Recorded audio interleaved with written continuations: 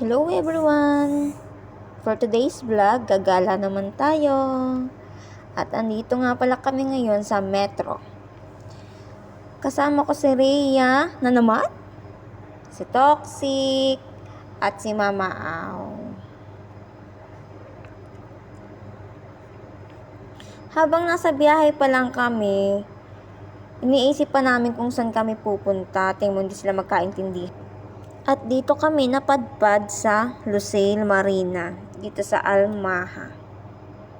O, diba? Almaha Islands. Sobrang ganda dito, malapit din to sa Winterland.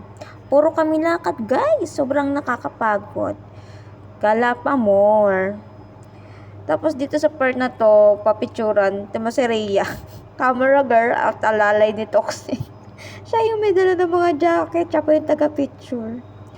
Tapos after that, nagpunta kami ng Bendo Mall. Ito sa pinakamalaking mall dito sa Qatar. Dahil sobrang pagod na kami yan. Umarkal na kami ng sasakyan namin, guys. Ay nako, gala pa more. Sobrang lawak kasi yung Bendom, kaya sobrang pagod na din maglakad, guys. Grabe talaga. Alam niyo yung hindi mo maiikot ang buong Bendom sa sobrang lawak nito, sobrang laki.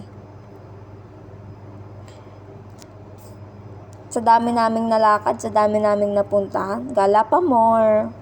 Tapos syempre, sobrang kapal ng mukha namin ni Toxic. So, ayan. TikTok pa kami dyan. Kinapala na namin ni Toxic ang mukha namin sa pagtitiktok sa public. O, diba? Tapos nung nakaramdam na kami ng gutom, yung mga buhay namin ay nagwawala na. So, nag-decide na kaming kumain dito sa food court. Alam niyo pa, Diyos ko po. Dito pa yan sa 3rd floor. Sobrang haba ng inanuhan namin. Tapos pagkatapos nyan, uwi na kami.